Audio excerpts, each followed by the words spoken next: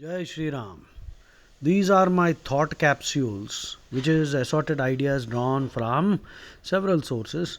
The idea is to stimulate your thinking and reinforce our spirituality.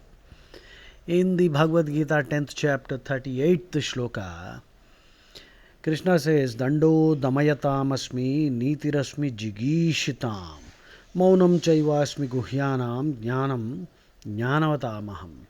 In this, Krishna is talking about his vibhuti or divine transcendental opulence. Vibhuti means a manifestation of Krishna in some form, in any form. So, he is saying here the operative phrase, the important phrase which I feel we must all understand. Niti Rasmi Jigishitam. Now, in those who seek victory anywhere and everywhere, especially among nations, internationally. Now, it doesn't mean that you become a conqueror. By the way, if you have a company which has dealings with different countries, so in these, Krishna is giving us a very simple rule: Niti Rasmi Jigishitam. Of those that seek victory, I am statesmanship. So cultivate statesmanship, which means use of diplomacy to enable victory, and it's a traditional idea of Sam, Dan, Dand, and Bhet. So, depending on the situation, these things have to be employed. Because when you are working for Dharma, you will have to somehow make sure that ultimately Dharma wins, and therefore the strategies have to vary. Samadan Danda Bhed. And this is statesmanship, world leadership. Krishna is saying that that's exactly what you can cultivate. And that is his vibhuti. The next idea. In the Mahabharata, Vedavyasa says, Damah Tejo Vardhayati. Self-restraint enhances vitality. If you indulge excessively in your senses, then dissipation will decay, will cause physical decay and moral degeneration. Therefore, enjoying life is not just a duty, it is your right, and therefore you must enjoy within limits. Krishna doesn't tell you to run away from enjoyment. No prudery.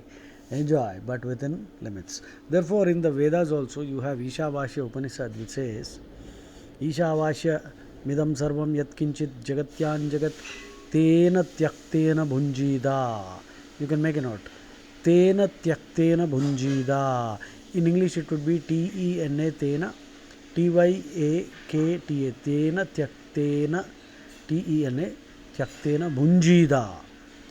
B-H-U-N-J-I DA, Tena Tyaktena Bhunjida, means enjoy with detachment. That's what the Veda is saying.